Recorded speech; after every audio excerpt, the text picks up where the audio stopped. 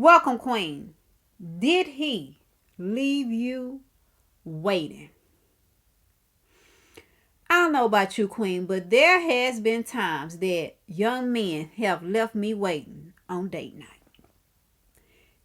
In fact, I recall this one instance where this young man had left me waiting. And I had talked to him about 3 hours prior and reiterated to him, re-explained to him that I do not go on dates late. Have you been there?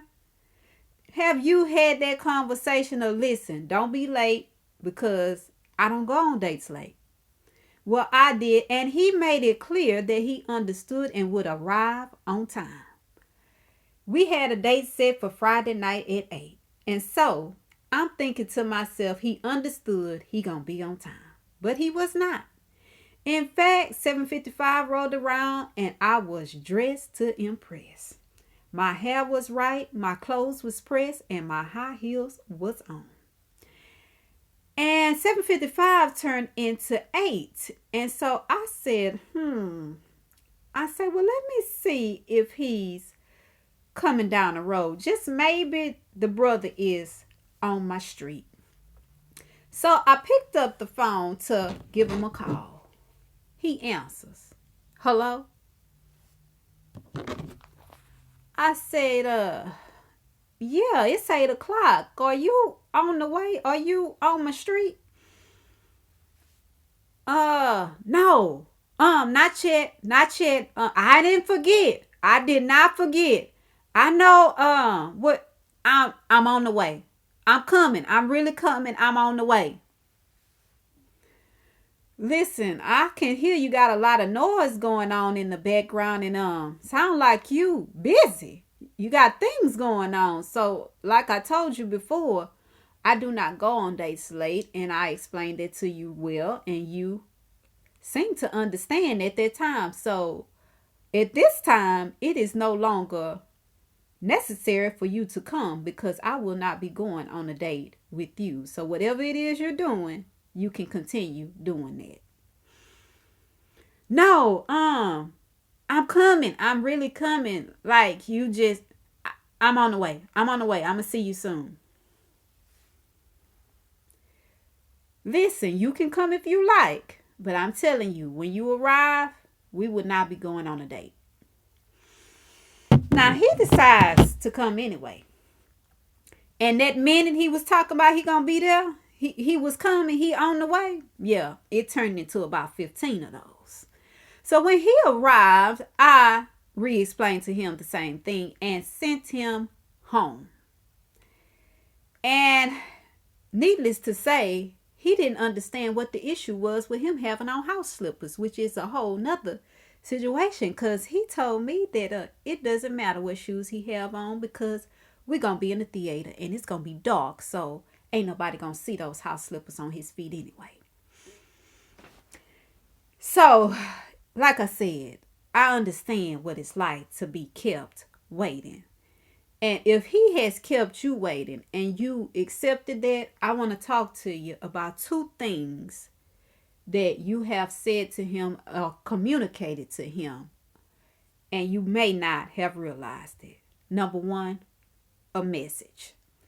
That's right. You sent him a message, whether you intentionally sent it to him or you just did not know it.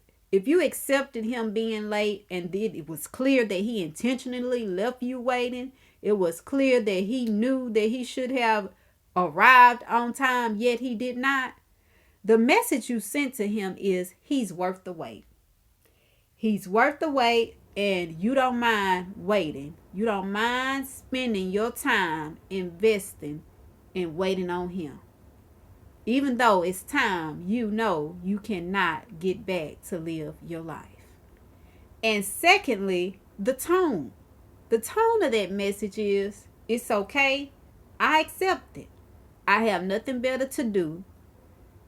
I am willing to wait on you at my expense.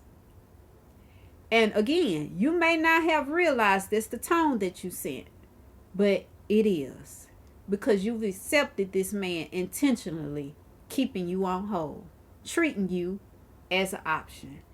And so, I never talk to you from a mountaintop because, again, I understand. I really do. That's why I gave you an example from my own life on what the problem is with that. And the solution is this, Queens: accountability. You see, and accountability does not mean that you have to yell, scream, shout, fuss, and cuss, or break down in tears. Accountability simply means that you let this man know, whoever he is, whether you are trying to get to know him and it's your first date, or you've been dating him for a while and you see that he has this pattern of keeping you waiting. You need to assert your voice. Yes, use your voice assertively to explain to him that you are valuable and that he should know better and he should treat you better. But because he refuses, that is unacceptable, because that is a standard, not an option. And your standard is the bare minimum that you're willing to accept. And since he will not and chooses not to treat you as the way you should be treated and the way you expect to be treated, that he's not the best fit for you to be with. Because holding a brother accountable is necessary. Yes, sometimes it is difficult, but I share with you that it's necessary because sometimes it's what he needs to help him grow. You see, years later, this same young man, he remembered me. I was walking down the road, Queens, and he yells, "Hey!" And I'm looking like, who are you? He's like, "It's me. You don't remember me?" And I'm looking like, this brother got a case of mistaken identity. Have you ever been there walking down the road and somebody thinks they know you and you like, I have no idea who you are? That's how I was looking at him. But he continues to talk as I'm walking. And what he was saying to me and about my life let me know that I clearly knew him, because he was giving me facts about my life and my past that he could not have known otherwise.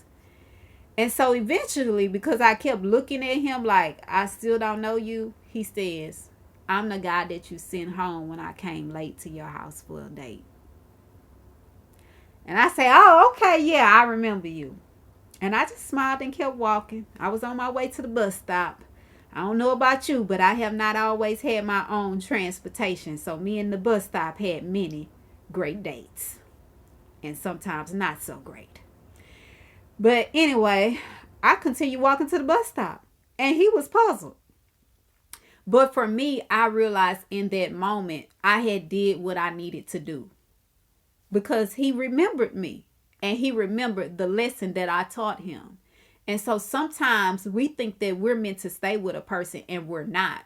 We're meant to teach them a life lesson. And I clearly understood that I had done that, because he continued on talking and he said, "I'm not that man anymore. I learned my lesson. I don't act like that anymore. I was young. I was immature. And I just, that's how I was." And I understood exactly what he was communicating to me. And I continued to smile and say, "Okay." And he was still puzzled. But as he made the turn, I let him keep going. He was like, "You really not going to give me your number again?" And I just shook my head no. Why? Because, again, I had did what I needed to do. Teach him a life lesson. And so, Queens, I want you to understand, if you are willing to spend your time waiting on a man's arrival, you simultaneously diminish your own worth and you miss the opportunity to hold him accountable. As always, I'm Coach Sam telling you, 24 hours doesn't seem long, but in 24 hours, you could change your life. So go ahead and do something life-changing now.